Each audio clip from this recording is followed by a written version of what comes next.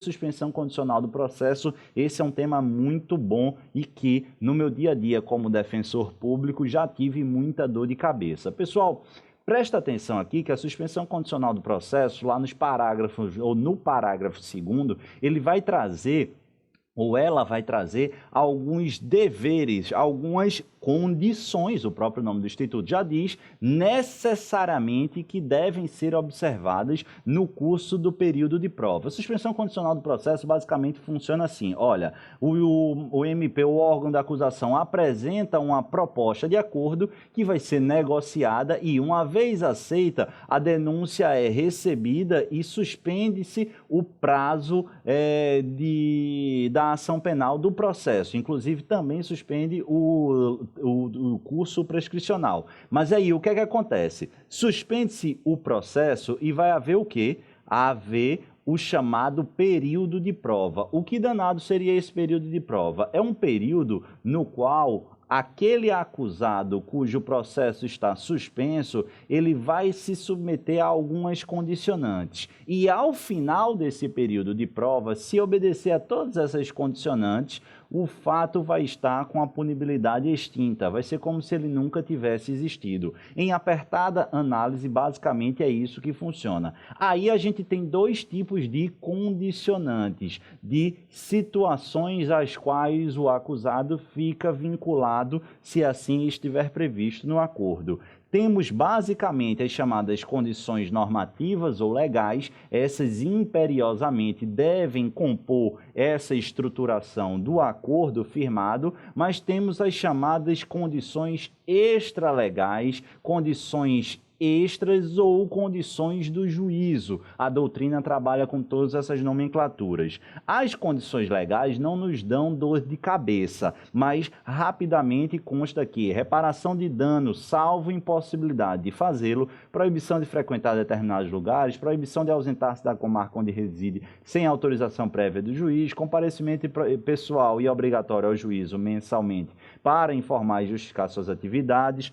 Só que as outras condições, as condições do juízo, é que nos davam antes uma dorzinha de cabeça e podem te dar uma dor de cabeça a depender de como o seu examinador fizer o questionamento. Preste atenção aqui, parágrafo 2º diz: o juiz poderá especificar outras condições a que fica subordinada a suspensão, desde que adequadas ao fato e à situação pessoal do acusado. Qual era o grande problema? Dentro dessas condições do juízo, dentro dessas outras condições, não raro o juizão fazia o seguinte: olha, tem todas essas situações, mas eu quero que você pague 10 cestas básicas, ou que você preste serviço à comunidade. O que é que você sabe fazer? Não, eu sei ajeitar a lâmpada e tudo bem. Pronto, tem uma escola lá, você vai ficar à disposição durante 6 meses, 8 horas, 7 horas por semana para fazer esses reparos, e aí isso é um quebra-galho, certo?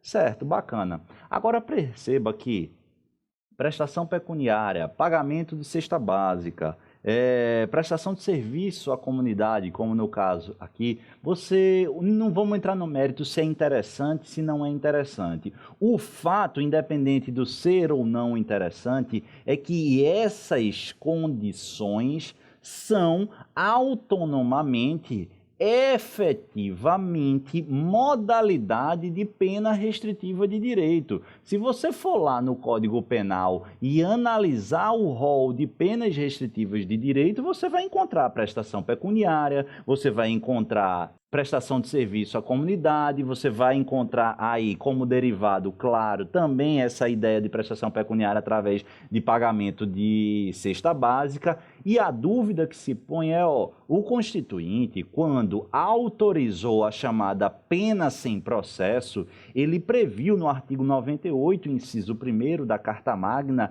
de maneira expressa o que? A transação penal. Só que o legislador está subvertendo, porque no bojo de condicionar ao livre talante do magistrado, ao arrepio pio da lei, de legiferenda, o magistrado está impondo como condicionante uma sanção penal. Afinal, a pena restritiva de direito é sanção penal. E essa sanção penal, ela está sendo imposta sem o devido processo legal. É por isso, pessoal, que durante muito tempo a sexta turma do STJ afirmava peremptoriamente que, dentre as outras condições, dentre as condições do juízo, na suspensão condicional do processo, não era possível fixar situações que se amoldem justamente e perfeitamente a uma hipótese de pena restritiva de direito. O que é que acontece? Apesar da sexta turma assim se posicionar, a quinta turma tinha divergência. Uma solução era necessária e a terceira turma, aliás, a terceira sessão que reúne quinta e sexta turma, se reuniu para deliberar justamente sobre o tema e hoje, na sua prova, você vai anotar que não há óbice algum afirmar como uma outra condição uma situação específica similar ou até mesmo igual a uma hipótese de pena restritiva de direito. Isso não vai se caracterizar, de acordo com o STJ, como uma sanção penal sem o devido processo legal. Bacana, então basicamente as situações que mais frequentes são prestação pecuniária ou prestação de serviços à comunidade. Vale a pena conferir ou acreditar em mim, mas está aí a fonte precípua, RESP 1.498.034, terceira sessão, isso vai cair na sua prova e você vai gabaritar.